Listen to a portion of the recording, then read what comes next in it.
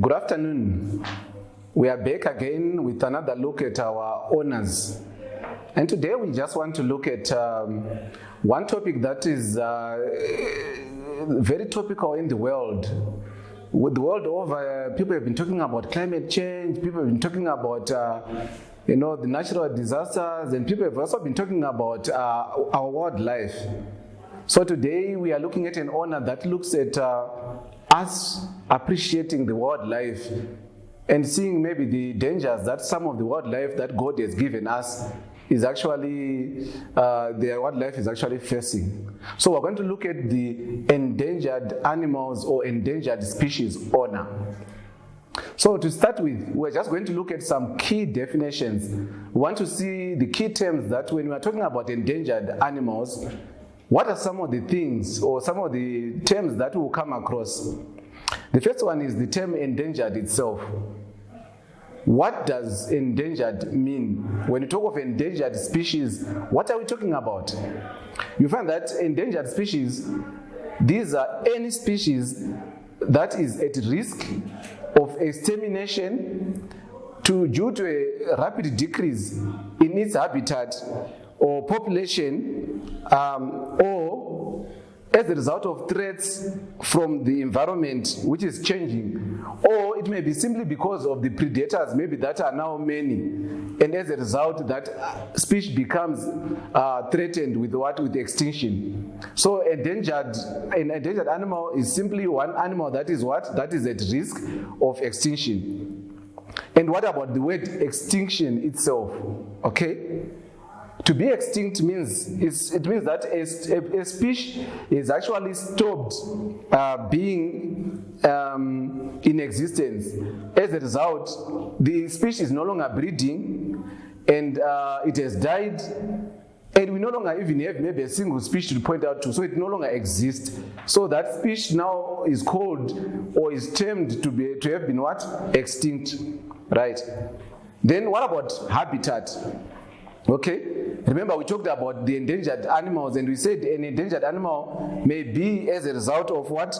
Loss of the animal's habitat. So what is a habitat?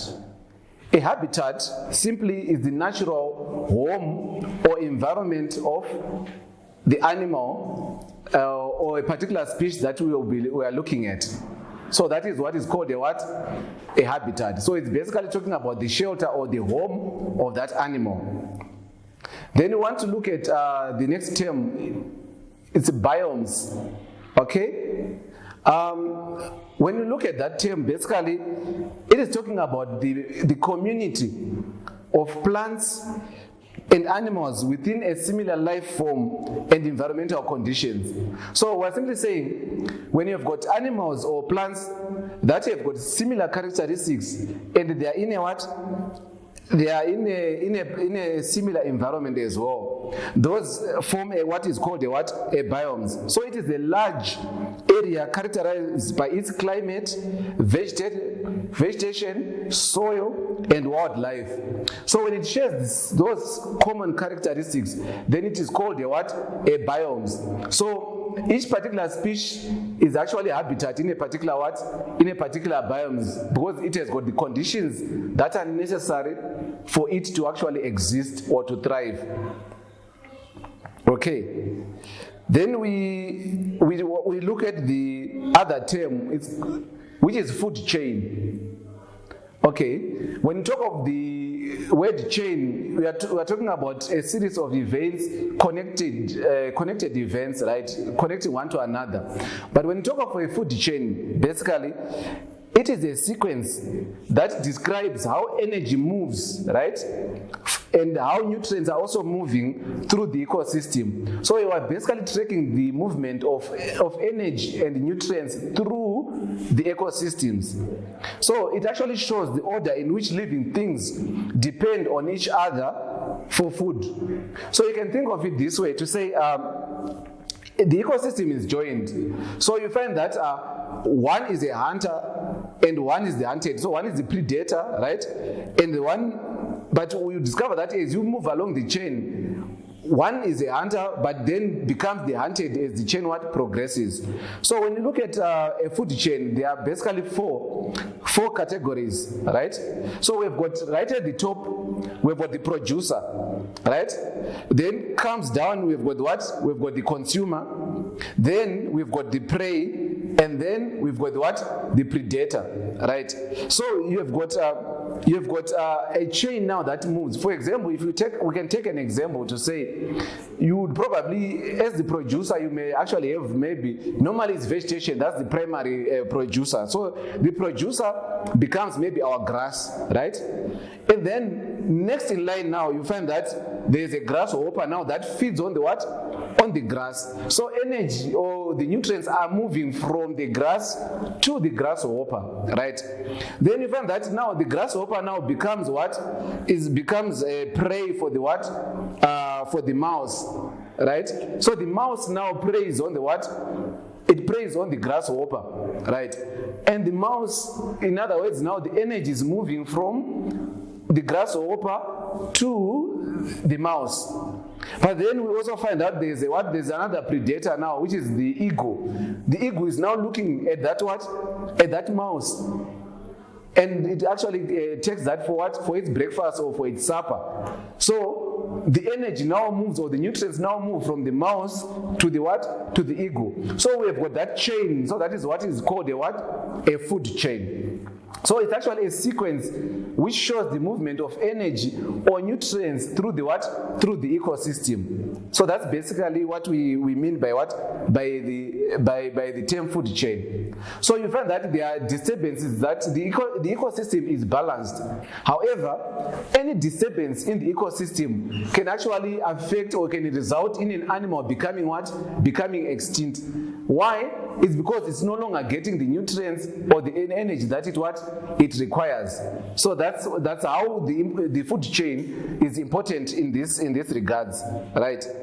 Then we've got another important term when we look at endangered animals, which is a poacher. Wow, a poacher. In simple terms, a poacher is basically a person who hunts, captures, or even kills an animal without the necessary authority. In other words, they do it illegally, right? So they're actually doing it without permission or without a license. So you find that in most countries or in most jurisdictions, if you are going to be hunting, you actually need a license or permission. So you apply for that. Why?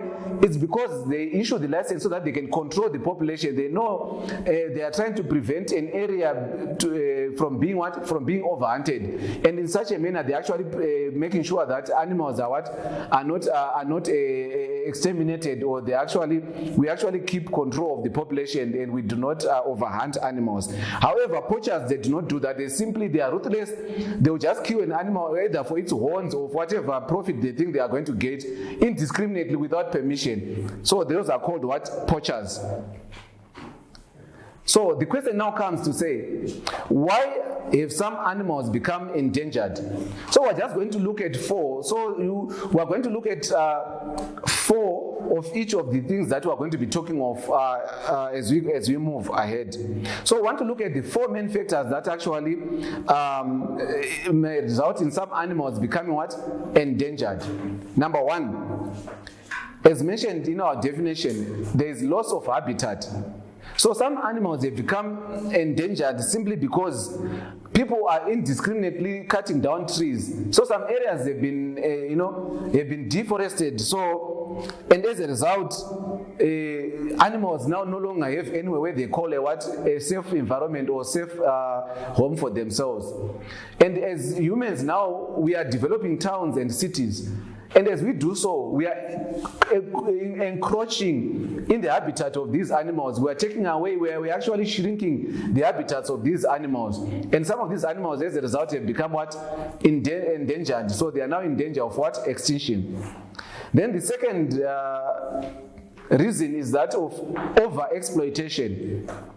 As mentioned with the case of the poachers, you find that there are some people that are actually indiscriminately killing or hunting down animals. Some actually even do it for fun, what they call trophy hunters. They are just doing it for the fun of it, but without taking into cognizance even the populations of the animals that are in that particular area. So some animals, as a result, have become endangered because of that. You find that I think some animals that actually come to mind is fish. It's not just animals on land, but even fish. There are some people, which is why in some areas they would actually prescribe the methods of fishing to say, no, in this area we do not allow nets. Why? Because when you use nets, for example, which is what some poachers do, they're actually just grabbing whatever it is. It's indiscriminate. They just grab even the things that they do not want, but in the process they disturb the ecosystem, and they also over-harvest the animals. So that is over-exploitation. Then we've got the third one, invasive species. So when we talk of invasive species, we're simply talking about this can either be an animal or a plant. So these are imported or non-indigenous animals or plants species that affect the habitats in which they invade. So, in other words, you have got these foreign animals or these foreign plants that are introduced in a particular habitat, and in the process they overwhelm the habitants, the natural habitants of that or inhabitants of that particular environment. And so, to the extent that those animals or plants in that particular area, they become They become extinct, or they are in danger of extinction. And then we've got climate change. This one is also very topical now. Because of the human activities in most cases, we have created adverse climatic conditions as a result of over-modernization. We've overdeveloped certain areas, and as a result, we now have got adverse climatic conditions that are accruing. For example, we have got, an increase in tsunamis, in floods, in droughts, and all as a result of human activities, which is disturbing the ecosystem, and that has now resulted in animals becoming endangered. So now, what are some of the animals that have become extinct? There are quite a number. But like we said, we are looking at what? At 4. We are just going to look at 4, but you can always go and look for some more. The first one is the West African black rhinos. The rhinoceros, this black rhinoceros is actually native to Africa. Unfortunately, because of heavy poaching, it has now become extinct. It is no longer it no longer exists. And prior to 2000, especially between the period between 2000 and 2010, there was the little population that was left was actually killed indiscriminately due to poachers. And in 2011, it was that particular species was declared to be extinct. So that's our number one. Then number 2, we have got the dodo. This one is a type of a bird that was native to Mauritius, right?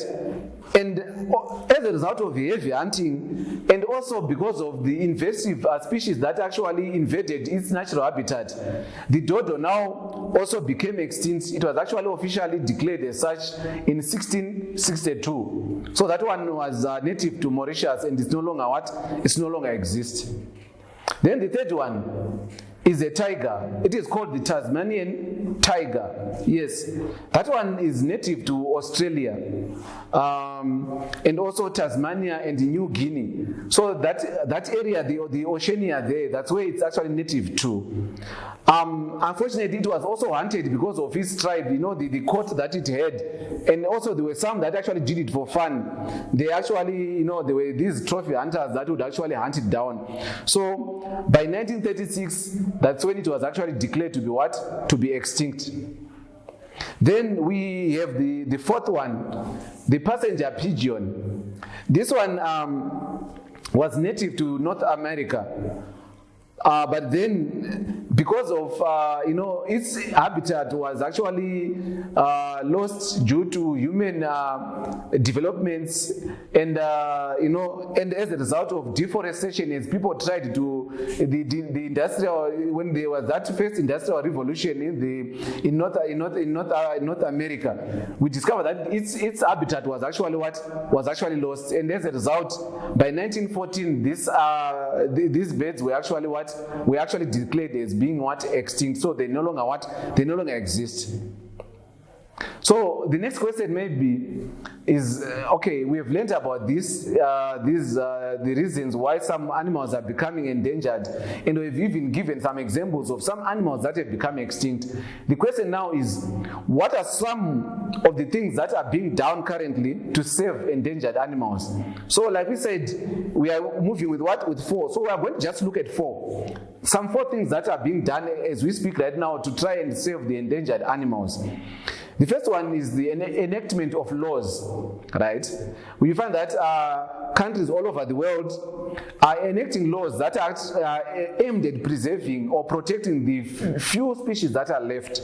So you'll find that, for example, in Zimbabwe, we've got the pangolin. It's an endangered species, and as a result, the government has also enacted an Endangered Species Act, which actually puts this animal among some of the animals that are not supposed to be traded. So for you to handle a pangolin, you actually need a license or a permit to do so. So if you are found in possession of one, you are actually prosecuted or you are arrested. Why? Because it's now an endangered species that is protected by at law. So there are laws that are being enacted to actually protect these animals. Then we've got the reintroduction of species in national wildlife parks. So there are now a number of organizations that are involved in identifying the few remaining species. And what they are doing is, when they take those species, then they reintroduce them in a particular habitat where these can actually thrive. And in so doing, they are now promoting the growth of the population of these species and protecting them as well. In Zimbabwe, we've got the Gonare Joe, where you find that people would actually reintroduce certain animals that are for example, the elephant population or the white rhino, which is also endangered. So they actually introduce them in these parks. Then we also have got the third one, the breeding programs. We've got people that are actually also involved in breeding. So what they do is they simply identify the females and the males, and then they bring them together to make sure that they actually perpetuate or they actually increase the population of these endangered species. Then there are some, the fourth one now is that there are some that are actually rehabilitating species. Like we indicated, we have got people like these poachers who indiscriminately kill animals. In some cases, some of these animals, they survive because what the poachers are after, for example, in elephants, it's maybe the tusks, or the horns. So what they will simply do, they don't even bother to kill the animal. They just immobilize it, and then they just cut off the horns and leave the animal for dead. In some instances, these animals are actually discovered and they are actually taken and they are rehabilitated by some organization so that their population is actually preserved. So we've got some orphanages, like in Zimbabwe, in Bulawayo, we've got a Chipangali orphanage where some of these animals are taken and then they are rehabilitated. So it actually helps to preserve the species. But then, what about you? What is it that you can actually do to protect or to play a part also in making sure that we preserve these endangered species? Do you think you can do something? Okay, can I suggest 4 things? There are 4 things that I can actually suggest that you can actually do, that you can actually participate or even support so that we actually save animals. Number 1, you can participate in tree planting initiatives. Yes, tree planting. Remember, we talked about the habitat and we said some of the habitats are being lost due to deforestation. So, by participating in tree planting, we are simply it's called reforestation, where we are introducing back the trees so that at the end of the day, we make sure that the habitats are not lost forever. Number 2, You can keep the environment clean by making sure that you are not disposing litter everywhere, but you are disposing litter in proper places. You reduce those things that are toxic or wasteful to the animals. So at the end of the day, you're actually also preserving those animals. Number 3, you can also initiate awareness campaigns to educate communities on how wild animals are in danger of extinction. A number of people are actually ignorant. They don't even know that there are animals that are in danger. When you see animals, especially here in Africa at times, we assume that animals are going to be there forever. But in other countries, they can only see animals in cages, in zoos, where, built up areas. But we are privileged to see the animals in their natural habitats. But we need to educate people to say, look, these animals are also in danger as long as we don't take care of the environment. So that is important, and that's something that you and I can do to help. Then the 4th one, we can also donate. Remember, these organizations that are doing these things to preserve or to help the endangered animals, they need resources, to actually help. I know of a group of ladies that are being taught in the law veld there. They are one of the first and all women, group that are actually tackling poachers. It's an anti-poaching unit in Zimbabwe. And they are, those guys, they actually are resourced with guns and all these other things, but they need money. So we can also help by donating to such initiatives. So that's one thing that you can actually do. You can actually donate to the welfare animals. The orphanages such as Chipangali that I talked about, it can actually need our help in terms of our resources. So we can do that. So, what have we learned? We have learned about the endangered animals. What is it that causes animals to become extinct? Some of the animals that have become extinct. We have also learned some of the things that can be done to help these animals, and what activities that we can also participate in. So, now that we have done that, here are your assignments. And yes, you guessed it right. There are 4 of them. Yes. So, assignment number 1 that you need to do. I want you to read Genesis chapter 1, verse 28. And then, once you have done that, you are going to read it in your own version. Choose any Bible you want in your own the version that you like, right? Once you read that, I want you to memorize that verse. And then, I want you to write it down in your own words, according to how you understood it. So we just want you to how you have understood Genesis chapter 1, verse 28, and how it relates to what we have been talking about taking care of the what? Of animals. So that's assignment number 1, right? Your second assignment, you need to list how many, not 4 this time, yes, but you are going to list 10, right? 10 endangered animals, right? And not only that, so you are going to list your animal, and then you are going to tell us where they live, right? And then why they've become what? Endangered. So I'll give you an example, right? You can say, for example, I talked about the pangolin, right? So you can say, number 1, you write pangolin, right? Then where the animal is found, Africa and Asia. This is where you normally find these, right? And then why have they become endangered? They are being poached because of their what? Of their scales. So you write the animal, list the animal, where is it normally found, and then the reason why it has become endangered. So you are going to list how many animals? Yes, 10. So 10 animals, just list them, where they are found and why they've become endangered. Then your assignments number 3 and 4, right? What you are going to do, you are going to choose. I'm going to give you 3 options. In fact, 4 options. And then out of those 4 options, you are going to choose 2 activities that you are going to do to complete the 3rd and the 4th assignment. Right?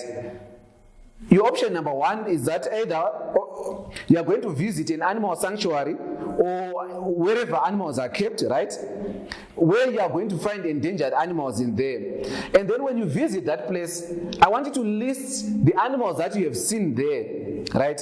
And tell us where they normally live and tell us why they've become endangered. So you are going to visit an animal preservation point or museum or zoo or whatever, where the animals are still being kept, right? And then you tell us why these animals have become endangered, and you also tell us where they normally live, right? The second option that you are going to choose from is that you are going to watch a video about an endangered animal, right? Once you have finished finished watching that video about an endangered animal, you are going to list the animal or animals that you have seen, right? Tell us where they normally live, and tell us also why they've become endangered according to the video that you have watched, right? Then your third option, choose an endangered animal of your choice, right? And then write a report about it and tell us where it normally lives, and tell us also why it has become what? Why it has become endangered. And what is being done to save it, and any other details that you think can actually help in terms of what you would have learned about that particular animal. So you're looking at an endangered animal of your choice, and then you tell us about more about it. Why has it become endangered? What are some of the things that are being done to try and preserve it? Then your last option that you are going to choose from is to make a scrapbook about an endangered animals, and this may include, you can actually make use of newspaper articles, right, stories or pictures or drawings, right, or you can actually group yourselves and maybe do it as a group, and you come up with a group project, but it should be a scrapbook on endangered animals. So I've given you 4 options. Out of these 4 options, just do 2, right, to complete your fourth assignment. So your first assignment is to what? Remember, your first assignment is Genesis chapter 1 verse 28 in your in your own words, right? Then your second assignment, you are going to list 10 endangered animals, tell us where they are found and why they have become endangered. Then your assignment 3 and 4, you are going to choose from those 4 options, and then you would be done with your assignment. I believe that we've learned a lot, and it is my prayer that as we continue learning about endangered species, we become more aware of the role that we can play to live with this with these animals, and even plants. It's not only animals that have become endangered, but there are certain plants that have also become endangered because of various reasons.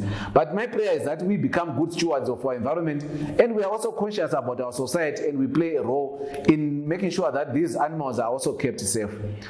Till we meet next time, let's hope we would have completed our assignments by then, and then we are ready to learn more as we continue on our journey of honor discovery.